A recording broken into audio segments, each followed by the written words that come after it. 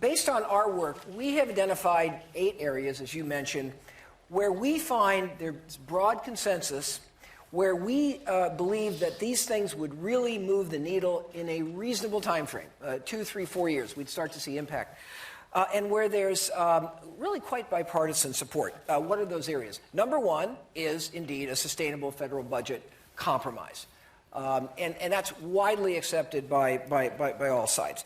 Number 2, easing high-skill immigration now.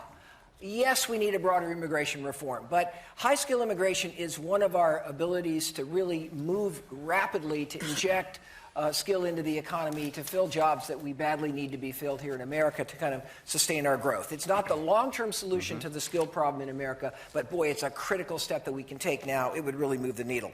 We've got to simplify and realign the corporate tax code. Everybody agrees. In fact, we just did a survey that included lots of members of the general public, not business leaders, not kind of sophisticated observers of the economy, but the general public. And 70% of the general public believe that we needed to simplify the corporate tax code.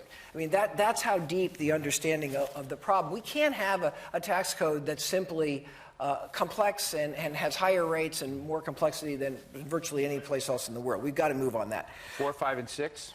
We've got to address the distortions in the international trading system that really hurt a high-service, high innovation, high technology economy like the U.S. We didn't worry about those so much when we were doing well, but now they're really getting in the way of making progress. We've got to reduce regulatory complexity.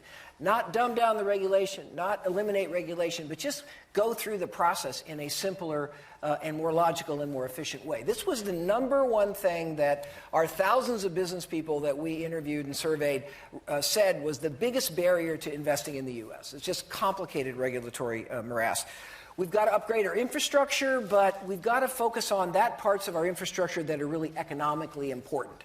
Got to end the pork barrel system. Everybody gets their road. We got to understand the bottlenecks, the things that are driving up the cost of doing business. We know what those are, but we just need a plan to go forward. And finally, we need to create a framework for rapidly developing the windfall that we've gotten from this whole shale gas and oil revolution. We actually now have a path to energy independence in America. That's a $200 billion deficit right now.